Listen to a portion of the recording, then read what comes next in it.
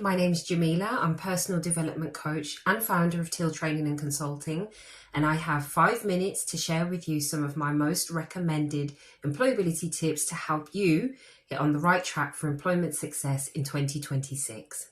So let's talk about goal setting as one of the most important stages of your personal development.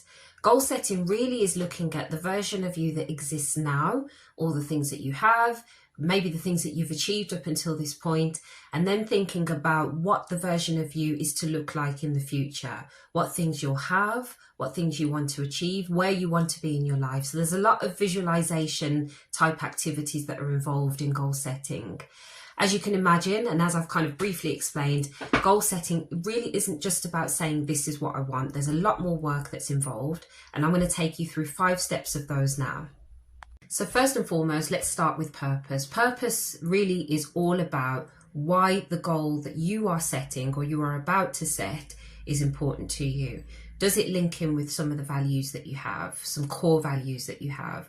Does it speak to a past experience that you've had? I think thinking about the goal and why it's important and the difference that you hope to make to the life of others, maybe to your life, is something that's going to help keep you on track and help you stay committed to the work that you need to do in achieving that goal. So number 2 is well-being. Now this is really about us thinking about being realistic when setting a goal. Being overly ambitious when thinking about goal setting is something that can lead to burnout and quite often happens to many of us. We can set a goal that means we are feeling like we're achieving nothing because the goal requires us to climb this mountain every single day. And by the end of the day, we feel that we're disappointed with the lack of progress because we're not getting as close to our end goal as we would like. I would just like to take this opportunity to say that you need to give yourself some grace, or try to at least give yourself some grace. Rome was not built in a day. Great things take time, patience, and continuous effort. And it's important to keep that in mind. Remember to do things like disconnect from the goal or the work that you're doing towards the goal. Take time out, go and spend some time with friends, go for a coffee, do some yoga, go to the gym. Whatever the things are that you enjoy to help you detach and get centered are one of the things, or some of the things that I would recommend, just to help you kind of step away and then re-enter or revisit the work that you're doing towards your goal with a refreshed state of mind. So number 3 is bite-sized goals. Now this is really simple and very self-explanatory. It's a bit of a no-brainer actually.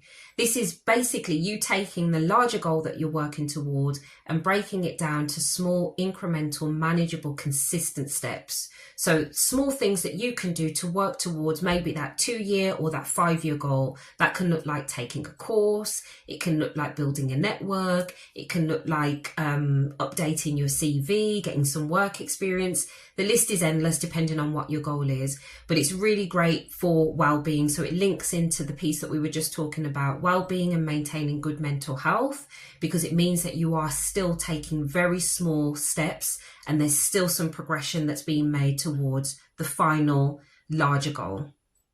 So number 4 is the SMART framework. Now, I would encourage you to Google this. I won't be able to go into as much detail as I would like to, but it is something that I do cover in the workshops and the coaching sessions that I deliver. Your SMART framework is something that's used widely across employability and is a great way for you to think about all of the detail that's required in order for you to achieve your goal. So it's an acronym and it's split into S for specific. So this is looking at the when, the what, the who, the why, the when. This is all to do with your goal. So this is you thinking about all of those things, the purpose, why is it important to you? What is it? Where is it going to take place? How is it going to happen? All of the detail, most of the detail you will find under S. Then you've got M, which is your measurable. So that's thinking about what the goal looks like when you do achieve the goal.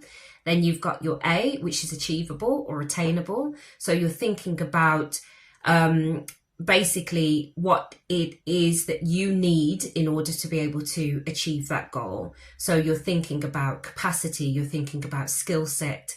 Then you've got your R, which is relevant. So you're thinking about the goal that you're working towards and how does that stay relevant to what you want for your life in 2 years, in 5 years' time, in a year's time, whatever the time frame is that you're working towards.